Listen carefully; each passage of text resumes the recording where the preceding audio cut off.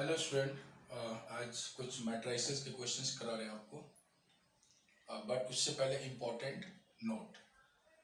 Determinant a raise to n whole determinant equal to we can write determinant a raise to n। अगर किसी भी matrix का power का अगर determinant है तो आप डिटर्मिनेंट की पावर कर सकते हैं। ये पावर यहाँ पे शिफ्ट हो सकता है, ठीक है।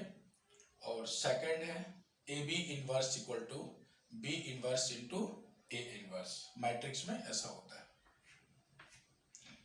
थर्ड प्रॉपर्टी है A inverse inverse equal to A inverse का अगर डबल इनवर्स कैलकुलेट करते हैं तो फिर वो वापिस ए के इक्वल आता है।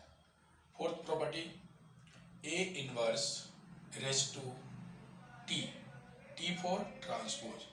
किसी भी इनवर्स मैट्रिक्स का अगर ट्रांसपोज कैलकुलेट करते हैं स्टूडेंट, या फिर ए ट्रांसपोज करके इनवर्स कैलकुलेट करते हैं तो दोनों की वैल्यू इक्वल ही आती है, सेम ही रहता है। ओके, अच्छा। Fifth property A raise to n raise to -1 equal to we can write A inverse raise to N.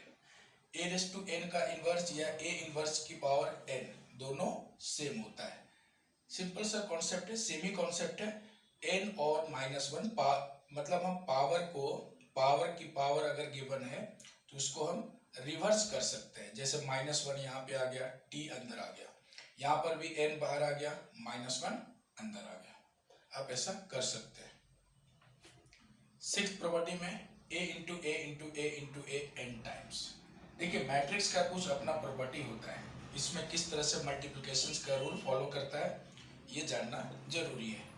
तो अगर हम किसी मैट्रिक्स का मल्टीप्लाई n टाइम्स का करते हैं वो a रेज टू n के इक्वल ही आता है। आप ऐसा कर सकते हैं। Seventh property A B raise to 2, ठीक है। इसका मतलब हुआ आप इसको ऐसे स्प्लिट नहीं कर सकते ए स्क्वायर इंटू बी स्क्वायर जैसे अलजबरा में होता है। आप इस तरह से बिल्कुल इसको ना लिखें। ए बी का होल स्क्वायर को हम क्या लिखेंगे, A B into A B, ऐसे करेंगे, ठीक है। जैसे यहां पर लिखा है हमने in general A B is not equal to B A, okay. And A B square को हम क्या लिखेंगे, A B into B A, sorry A B into A B, 2 times लिखना है। अगर पावर 3 है तो A B into A B into A B करना है। और इसमें पेयर बना सकते हैं आप, ए बी का पेयर बनाए या बी ए का पेयर बनाए, आप पेयर वाइज किसी का भी पेयर बना सकते हैं, मैट्रिक्स में ऐसा अलाउड है, ठीक है। 10th प्रॉपर्टी क्या है student, A plus B whole square equal to A square. अच्छा, ए प्लस बी को होल स्क्वायर को हम A plus B into A plus B ऐसे 2 टाइम्स लिखेंगे, ठीक है। इसमें अलजबरा का फॉर्मूला नहीं लगता है इसमें कभी, मतलब हमें मैट्रिक्स के रूल को फॉलो करना है। तो a plus B whole square A plus B into A plus B, जब हम मल्टीप्लाई करेंगे तो हमें क्या मिलेगा, A square A B B A B square. जैसा कि आप जानते हैं कि ए बी और बी ए, ठीक है, इन मैट्रिक्स में इक्वल नहीं होते हैं। इक्वल तभी हो सकते हैं जब वो कम्यूट मैट्रिक्स होगा, कॉम्यूटेटिव, जैसे यहाँ पर लिखा हुआ है। तो स्टूडेंट ए बी और बी ए ऐड तभी हो सकता है जब वो कम्यूट मैट्रिक्स होगा। कम्यूट में ए बी और बी ए सेम होते हैं। तो A square A B plus B A 2ab plus B square, ये फर्स्ट केस है। अगर वो कम्यूट है तभी आप ऐसा लिख सकते हैं। अच्छा, सेकंड केस क्या है, अगर A and B are anti commute है, ठीक है। एंटी कम्यूट कहने का मतलब A B is not equal to minus B A, A B अगर माइनस बी ए के इक्वल है तो उसको हम बोलते हैं एंटी कम्यूट। तो इस केस में ए बी अगर माइनस बी ए के इक्वल है तो ए बी और ए बी कैंसिल हो जाएगा, तो हमें क्या मिलेगा, A square plus B square. Important point है, इसको याद रखना चाहिए कि ए प्लस बी का होल स्क्वायर के 2 फॉर्मूले हैं, ये भी है और ये भी है। ये है कम्यूट के लिए और ये एंटी कम्यूट के लिए, ओके। एक दो क्वेश्चंस कर लेते हैं। क्वेश्चन है, first question, A equal to matrix 1 1 3 4, find determinant of 2a raised to 9 b raised to -1। Student इसका हमें डिटर्मिनेंट वैल्यू फाइंड करना है। तो प्रीवियस लेक्चर में मैंने बताया है कि किसी भी डिटरमिनेंट का कंबाइंड मैट्रिक्स का अगर डिटरमिनेंट है तो आप उसको इंडिविजुअली सेपरेट कर सकते हैं, determinant A into determinant B. तो अच्छा, सेकेंड प्रॉपर्टी है, अगर उसके बीच में कहीं कांस्टेंट आ गया, जैसे यहाँ पे 2 है, तो कांस्टेंट की पावर n हो जाता है, ठीक है।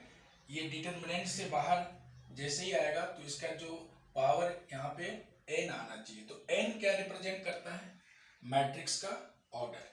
बट यहाँ पे मैट्रिक्स का ऑर्डर क्या है? 2 क्रॉस 2 है। सेम मैट्रिक्स रहेगा तभी ये कैलकुलेट होगा, डिफरेंट नहीं रहता है ऐसे कैसे।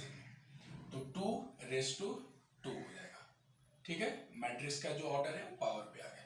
इसके बाद हम क्या करेंगे, इसको सेपरेट कर देंगे, ओके। नेक्स्ट स्टेप, 2 कितना आएगा? 4।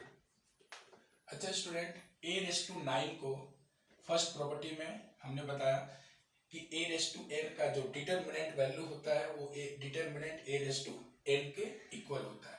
तो हम क्या करेंगे, इसको डिटरमिनेंट a की पावर 9 कर देंगे इनटू b इनवर्स, सॉरी यहाँ पे b इनवर्स है। तो स्टूडेंट एक प्रीवियस लेक्चर में हमने बताया था कि b इनवर्स किसके इक्वल होता है? 1/mod b के इक्वल होता है। तो इसको लिख सकते हैं 1/mod determinant b। 4 into determinant a की वैल्यू कितना है इस क्वेश्चन में? 4 - 3। कितना आएगा डिटरमिनेंट वैल्यू? 1। यहाँ पे हम 1 सब्स्टिट्यूट कर देंगे, 1/9 1 ही होता है, इंटू 1 डिटरमिनेंट b। तो b का डिटरमिनेंट वैल्यू कितना है? -6 + 4 -2।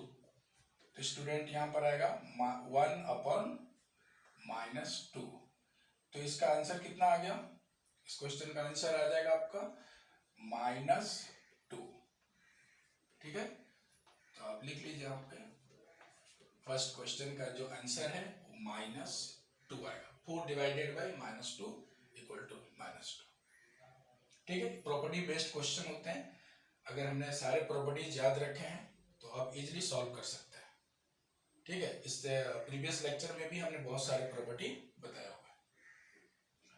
Question number 2, if a equal to alpha 2 2 and alpha, find alpha where determinant of a³ equal to 125। a³ का जो डिटरमिनेंट है 125 है। तो स्टूडेंट हम यहाँ पे a³ तो a इंटू a 3 टाइम्स करने की जरूरत आपको नहीं है, ओके। तो स्टूडेंट हम यहाँ पे क्या करेंगे, बाय प्रॉपर्टी हम इसको लिख सकते हैं ना, determinant a⁵3 equal to 125, okay. अब स्टूडेंट डिटरमिनेंट a फाइंड करना बहुत इजी है। अल्फा स्क्वायर माइनस, अच्छा सॉरी, यहाँ से हम पहले डिटरमिनेंट a की वैल्यू कैलकुलेट कर लेते हैं।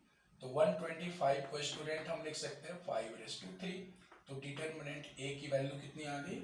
5। अब डिटरमिनेंट a कितना होगा? Alpha square minus 4। तो alpha square minus 4 equal to 5, alpha square equal to 9। तो स्टूडेंट अल्फा की वैल्यू यहाँ से कितना आ गया? +-3।